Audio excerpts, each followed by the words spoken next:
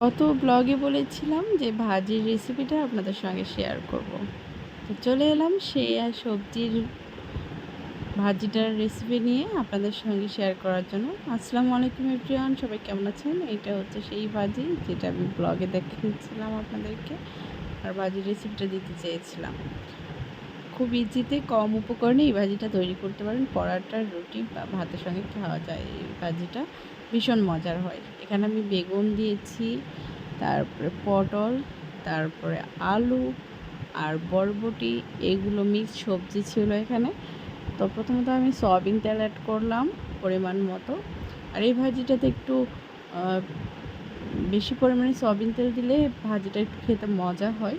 তো এখানে আমি প্রথমত সয়াবিন তেল দেওয়ার পরে এখন গুঁড়া মরিচ অ্যাড করব পরিমাণ মতো। যে যেমন ঝাল খেতে পছন্দ করেন, আমি একটু বেশি ঝাল খেতে পছন্দ করি, এই জন্য বেশি দিয়ে দিয়েছি এখানে। তারপরে আমি আর বাকি ইনগ্রিডিয়েন্টসগুলো অ্যাড করব। আসলে খুব কম উপকরণ দিয়ে আমি এই ভাজিটা তৈরি করি, আর খেতেও বেশ মজার হয়। তো এখানে আমি এরপরে লবণ অ্যাড করলাম পরিমাণ মতো, যে যেমন খান সেই হিসেবে দিবেন। আর এরপরে আমি এখানে লবণ দেওয়ার পরে হলুদের গুঁড়া অ্যাড করব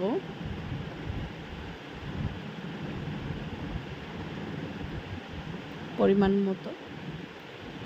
এরপর জিরা গুঁড়া অ্যাড করব পরিমাণ মতো।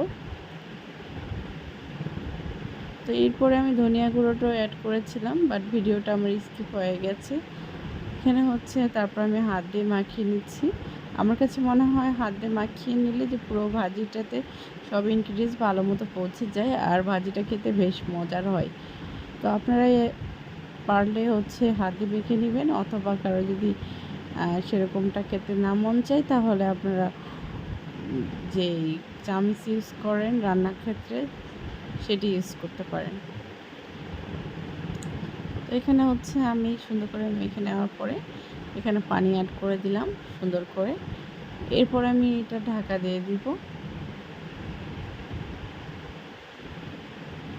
খুব অল্প পরিমাণে পানি দিবেন, বেশি পানি দিলে আবার ভাজিটা খেতে ভালো হবে না, ঝোল ঝোল হবে। সেই ঝোল শুকাইতে গেলে আপনাদের অনেক টাইম লেগে যাবে, আর সেরকম ভাজি হবে না। তো এখানে আমি অল্প পানি অ্যাড করেছি, করার পরে এখানে ঢাকনা দিয়ে দিলাম। এরপরে লাইন দিয়ে দিচ্ছি। আমি কারেন্টে রান্না করি, এই জন্য কারেন্টের চুলার লাইন দিয়ে নিলাম।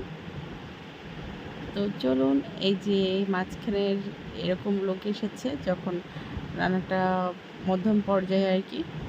তো এভাবে একটু হালকা হাতে নেড়ে দিতে হবে, যেন ভাজির যে সৌন্দর্যটা সেটা আবার নষ্ট না হয়ে যায়। ঘাটতি হয়ে গেলে আর খেতে মন চাবে না, দেখতেও ভালো লাগবে না, এরকম একটা অবস্থা হবে। তো ফাইনাল লুক এই যে ভাজিটা। তো সবাই এরকম ভাজি করে খেতে পারেন পরোটা, রুটি বা ভাতের সঙ্গে, ভীষণ মজা লাগে। তো সবাই ভালো থাকবেন। আজকে এই রেসিপিটা খুব সিম্পলি আপনাদের সঙ্গে শেয়ার করলাম। এরকম সিম্পল সিম্পল রেসিপি পেতে লাইক, কমেন্ট, শেয়ার করে দেবেন। আল্লাহ হাফেজ, সবাই ভালো থাকবেন।